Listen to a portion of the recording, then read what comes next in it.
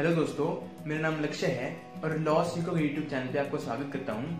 आज की इस वीडियो में हम एडमिनिस्ट्रेटिव ट्रिब्यूनल के बारे में जानेंगे और इसके साथ साथ एडमिनिस्ट्रेटिव ट्रिब्यूनल एक्ट को भी समझेंगे।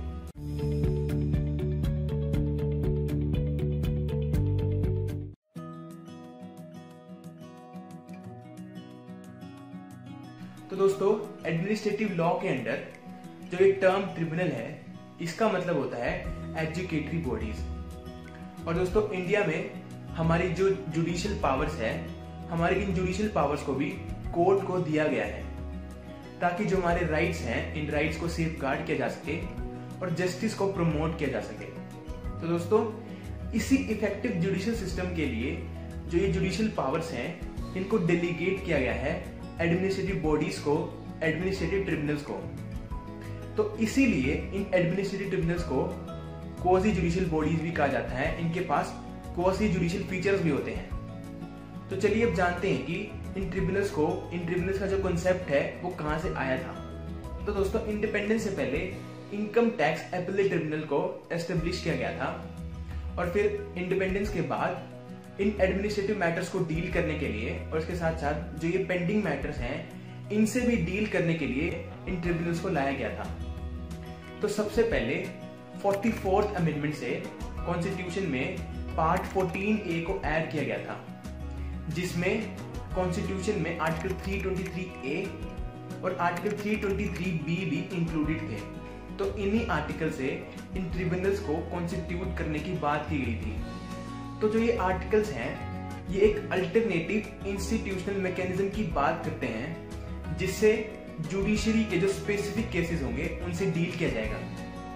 बेसिकली जो कोर्ट का जो बर्डन है, यानी कि जो पेंडिंग केसेस हैं, उनसे डील करने के लिए इन ट्राइब्यूनल्स को सेटअप किया गया था। तो चलिए अब एडमिनिस्ट्रेटिव ट्रिब्यूनल्स के फीचर्स को जानते हैं। सबसे पहले किसी स्टैट्यूट से ही इन्हें सेटअप किया जाता है, इन्हें एस्टेब्लिश किया जाता है। सेकंड, देखिए इनके पास ऑर्डिनरी कोर्ट से कुछ ही फीचर्स होते हैं। थर्ड, देखिए एविडेंस और सीपीसी के जो रूल्स हैं वो स्ट्रिक्टली इन पे फॉलो नहीं होते हैं। फोर्थ, देखिए जो हमारा प्रिंसिपल ऑफ नेचुरल जस्टिस है, इस प्रिंसिपल को फॉलो करना ये बाउंड है। फिफ्थ, देखिए अगर जो ये ट्रिब्यूनल्स है, अगर वो किसी प्रोसीजरल मैटर से डील कर रहे हैं तो उनके पास ये भी पावर होगी कि वो किसी भी विटनेस को समन कर सकते हैं और वो ओथ को भी एडमिनिस्टर कर सकते हैं। और लास्ट में दोस्तों, इन ट्रिब्यूनल्स के अगेंस्ट जो डिसीजंस होंगे, उन डिसीजन के अगेंस्ट हम रिट ऑफ सर्शियरी और रिट ऑफ प्रोविजन, इन दोनों रिट को फाइल कर सकते हैं। तो चलिए अब इन ट्रिब्यूनल्स की कैटेगरीज को जानते हैं। तो सबसे फर्स्ट है administrative tribunals in service matter. देखिए जो हमारा आर्टिकल 323A है, वो बात करता है इन एडमिनिस्ट्रेटिव ट्रिब्यूनल्स की सेटअप की, इनको एस्टेब्लिश करने की किसी पार्लियामेंट के लॉ से।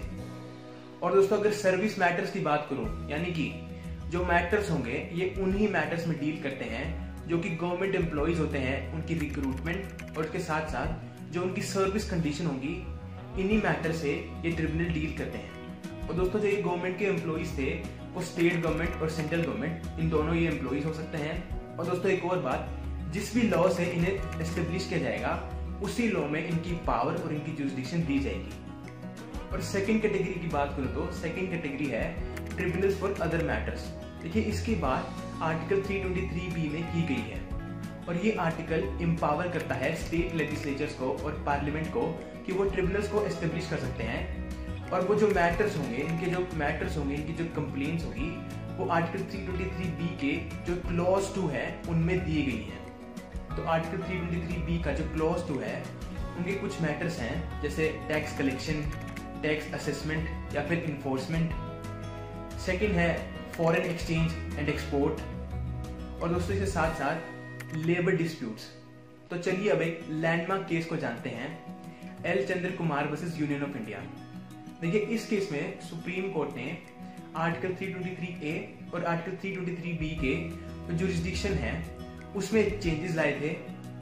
यानी कि जो ये आर्टिकल 323A है, इसका क्लॉज 2D और आर्टिकल 323B का क्लॉज 3D, इन दोनों को स्ट्रक डाउन किया गया था।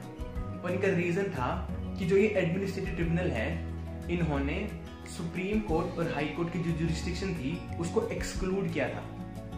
तो सुप्रीम कोर्ट ने ये रूल किया था कि जो ये ट्रिब्यूनल्स होगी उनकी जो स्पेसिफिक मैटर्स होंगी उन मैटर्स में ये ट्रिब्यूनल्स फर्स्ट इंस्टेंस कोर्ट होगी और जो भी ये लिटिगेंट्स होंगे वो हाई कोर्ट में डायरेक्टली नहीं जा सकते हैं। तो चलिए अब कोर्ट्स और एडमिनिस्ट्रेटिव ट्रिब्यूनल्स के बीच में डिफरेंस जानते हैं। सबसे पहला कि जो ये कोर्ट ऑफ लॉ है ये ट्रेडिशनली जुडिशियल सिस्टम का पार्ट है और जो एडमिनिस्ट्रेटिव ट्रिब्यूनल्स हैं इनको स्टैट्यूट से एस्टेब्लिश किया गया है। सेकंड, कोर्ट्स के पास जनरल जुरिस्डिक्शन होती है हर एक मैटर्स में, लेकिन अगर मैं ट्रिब्यूनल्स की बात करूं तो उनकी जो जुरिस्डिक्शन है बहुत ही लिमिटेड है। थर्ड, देखिए इन पे सीपीसी और एविडेंस के रूल स्ट्रिक्टली अप्लाई होते हैं, यानी जो कोर्ट्स हैं उन पे ये सारे रूल्स अप्लाई स्ट्रिक्टली होते हैं, लेकिन जो हमारी ट्रिब्यूनल्स हैं इन पर इन रूल्स की जो एप्लीकेशन है वो स्ट्रिक्टली नहीं होती है। फोर्थ, देखिए कोर्ट्स में जो लॉ के एक्सपर्ट्स होंगे वो ही प्रिसाइड करेंगे, लेकिन ट्रिब्यूनल्स के केस में ये अप्लाई नहीं होता है। फिफ्थ, देखिए जो हमारे कोर्ट्स हैं वो नेचुरल जस्टिस के प्रिंसिपल, रेस जुडिकाटा का जो प्रिंसिपल और जो भी हमारे प्रेसिडेंट्स होते हैं उन सबको ये फॉलो करेंगे। लेकिन जो अगर हमारी ट्रिब्यूनल्स की बात करूं तो जो ये ट्रिब्यूनल्स हैं वो खाली नेचुरल जस्टिस के प्रिंसिपल को फॉलो करेंगे। तो चलिए अब बात करते हैं एडमिनिस्ट्रेटिव ट्रिब्यूनल एक्ट की। देखिए ये एक्ट बात करता है कि सेंटर पे भी एडमिनिस्ट्रेटिव ट्रिब्यूनल होने चाहिए और इसके साथ साथ स्टेट वाइज भी ट्रिब्यूनल्स होने चाहिए।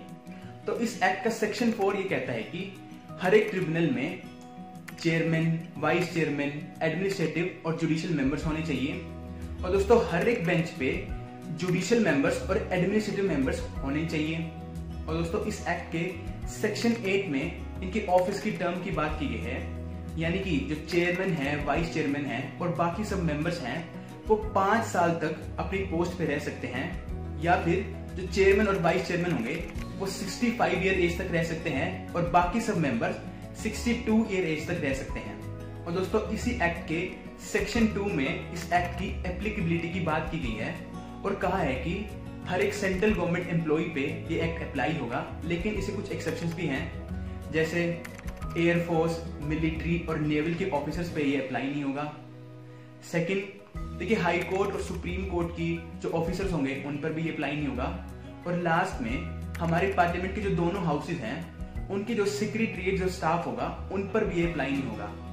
तो दोस्तों चलिए लास्ट में बात करते हैं सेंट्रल ट्रिब्यूनल की जुरिस्डिक्शन की, यानी कि किन किन मैटर्स को वो सुन सकते हैं। तो इसी एक्ट के सेक्शन 14 में इसकी बात की गई है और ये कहा है कि डिफेंस के सिविलियन एम्प्लॉइज और यूनियन के सिविल सर्विस और दोस्तों इसके साथ साथ all India service of civil post, इन सब की रिक्रूटमेंट के मैटर्स को भी वो सुनते हैं। सेकंड, देखिए जिन भी एम्प्लॉइज को हमने ऊपर मेंशन किया था उन एम्प्लॉइज के जो सर्विस मैटर होंगे उनको भी ट्रिब्यूनल सुनता है।